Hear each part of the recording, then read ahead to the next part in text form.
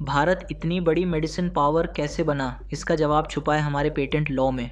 देखो, normally patent का मतलब होता है किसी नए इन्वेंशन पर पूरा हक। फार्मा बिजनेस में इसका मतलब ये है कि अगर कोई कंपनी कोई नई दवाई बनाती है तो उसे 20 साल तक उसका पूरा कंट्रोल मिलता है। मतलब वही कंपनी उसे बनाएगी, वही बेचेगी। लेकिन इंडिया को ये सिस्टम ठीक नहीं लगा। हमने डिसाइड किया कि दवाओं पर ऐसा मोनोपोली होना सही नहीं है।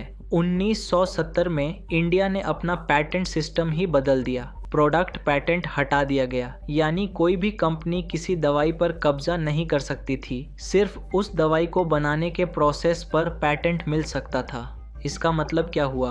अगर किसी कंपनी ने एक नई दवाई बनाई तो कोई इंडियन साइंटिस्ट उसी दवाई को बनाने का एक नया तरीका सोच सकता था और फिर उसे मार्केट में सस्ती प्राइस पर बेच सकता था। यानी हर दवाई एक केमिस्ट्री पजल बन गई और इंडियन केमिस्ट्स ने उस पजल को क्रैक करना सीख लिया। इसी प्रोसेस से सिप्ला, रनबैक्सी जैसी कंपनीज ग्रो हुई।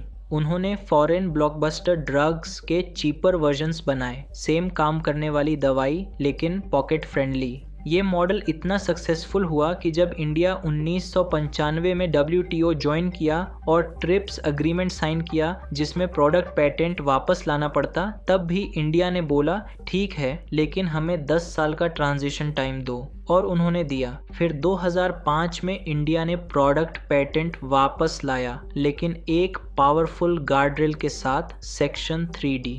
इसका मतलब क्या है? सेक्शन 3D कहता है कि अगर कोई कंपनी किसी पुरानी दवाई में बस छोटा मोटा चेंज करके नया पेटेंट लेना चाहती है तो वो अलाउड नहीं होगा जब तक वो प्रूव ना करे कि दवाई की थेरापेटिक एफिकेसी में रियल इम्प्रूवमेंट है।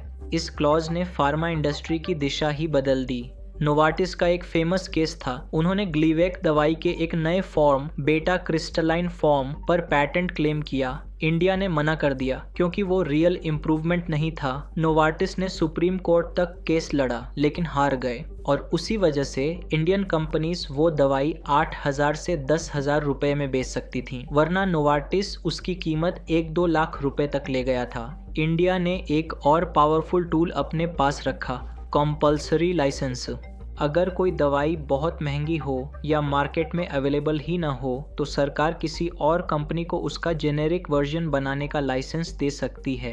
ऐसा 2012 में हुआ था। नैटको को बायर की कैंसर ड्रग नेक्सावार का लाइसेंस दिया गया। बायर उस दवाई को 2,08,000 रुपये प्रति माह में बेच रहा था। नैटको ने उसका प्राइस सीधा 8,800 रुपये कर दिया। बायर ने भी केस किया लेकिन वो भी हार गया। इस रूलिंग ने ग्लोबल लेवल पर प्रेसिडेंट सेट किया। ये सब रूल्स ने इंडिया में जेनेरिक ड्रग्स का एक पूरा इकोसिस्टम खड़ा कर दिया। आज इंडिया दुनिया का सबसे बड़ा जेनेरिक ड्रग एक्सपोर्टर है। वॉल्यूम के हिसाब से 20% सप्लाई हमसे जाती है, लेकिन बात सिर्फ जेनेरिक तक नहीं रुकी। इंडियन फार्मा कंपनीज ने धीरे धीरे वैल्यू चेन में ऊपर उठना शुरू किया। ओरल टैबलेट से इंजेक्टेबल्स तक, कॉपी करने से मॉडिफाई करने तक, और आज कुछ कंपनीज अपने ड्रग्स भी डेवलप कर रही हैं। अब बात करते हैं पूरी वैल्यू चेन की। दवाई बनने के हर स्टेप को समझते हैं। डिस्कवरी, यहाँ न्यू ड्रग्स का आइडिया बनता है। ये सबसे रिस्की और महंगा स्टेप होता है।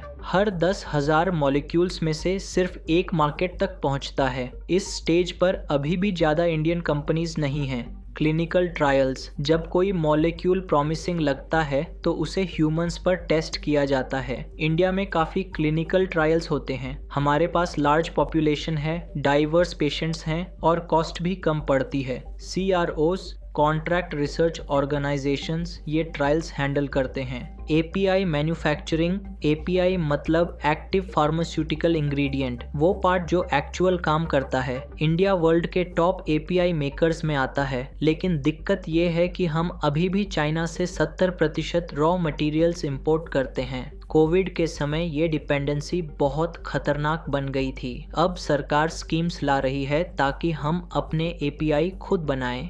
फॉर्मुलेशन, API को टैबलेट, सिरप, इंजेक्शन के फॉर्म में बनाना। सन फार्मा, सिप्ला, डॉक्टर रेडीज जैसी कंपनीज यहाँ लीड करती हैं। इनके प्लांट्स US FDA और यूरोपियन EMA अप्रूव्ड हैं। कंप्लायंस यहाँ बहुत इंपॉर्टेंट है।